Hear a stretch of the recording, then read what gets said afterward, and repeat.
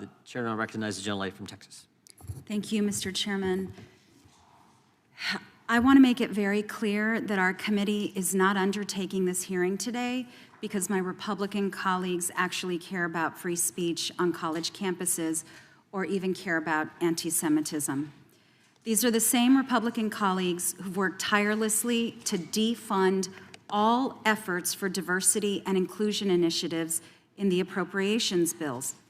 These are the same folks who want to censor and remove books they disagree with from classrooms and school libraries. And the same folks— Gentlelady will suspend just for a second. My point of order was the statement that her colleagues, her Republican colleagues, do not care about anti-Semitism on college campuses or freedom of speech. I would request that those words be taken down because they're absolutely untrue. Just a matter of opinion. Yeah. Matter of opinion is not true.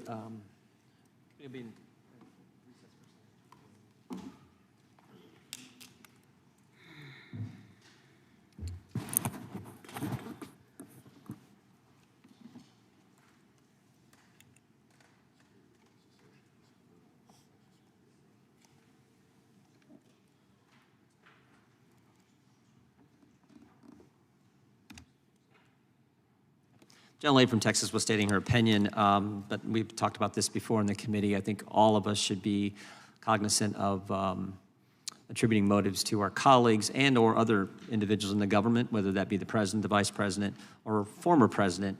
We should all be cognizant of that. The gentlelady is recognized for the remainder for 5 minutes. And I'll correct that. I'll say some of my Republican colleagues. However, again, these are the same folks who've worked to defund efforts for diversity and inclusion initiatives in the appropriations bills. Those are a matter of record. Those votes are available for anyone to view.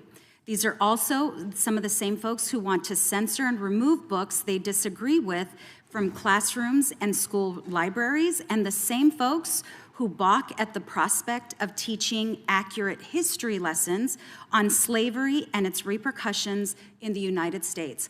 All of that is on the record and factual and available for anyone to review. What is going on here is that there is an effort to capitalize on an emotionally charged issue to sow further frustration and division.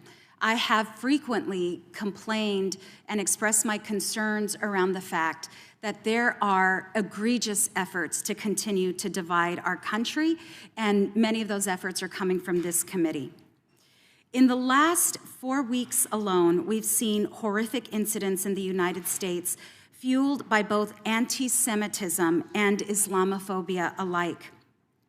In the community that I represent of El Paso, Texas, we know full well, my community knows full well, the power of speech, the power of hate, and how that drifts into conduct. On August 3rd, 2019, a white supremacist drove over 10 hours to my community, and he published a screed online talking about the invasion of migrants and Hispanics and immigrants into the United States. Many of us flagged that speech as dangerous and as life-threatening, and yet members of this committee continue to use that same speech, knowing full well the kind of danger it creates for my community and other communities like mine. I want nothing more than for students to feel safe on their college campuses.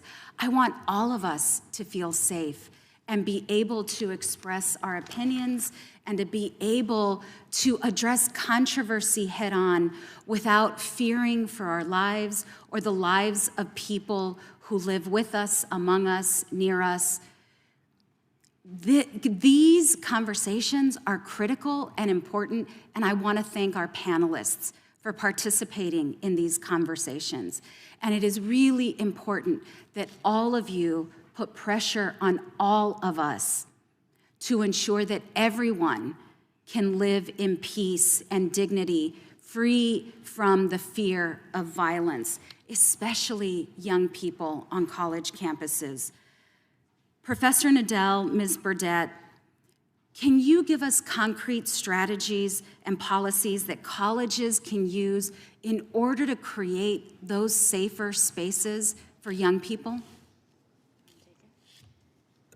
Sure. Thank you very much for your question. And indeed, you know, there's a lot of serious work to do on this issue, and there are actions that could help that aren't being taken, aren't being funded. And I respect very much the spirit of what you're saying. So campuses have rules, and the way we use our rules tells the story of our values. And that's why I mentioned campuses they've had someone arrested. They have suspended people. There are privacy concerns around speaking openly about disciplinary action against a student, especially in such a charged time. But you get a protest permit, there's an approval process, there are rules you have to follow in that protest, and not all speech is permissible in our country and on a campus. And I think we heard one of the committee members say before that it's just up to people to decide. And that's just not okay, because of course I'm here to testify on behalf of free speech. I'm invited by the Democrats. I don't know why someone tried to divide this witness panel into two sides. I haven't heard two sides. I've heard people of conscience, my fellow panelists. But when you call immigrants vermin invading our country, hate crimes against people who look like an immigrant go up. I'm a practitioner. That's my indicator. When Israel is in the front page and people are fighting about Israel, and you assault a Jew because of their connection to Israel, that's bigotry, that's a hate crime. And words do have consequences.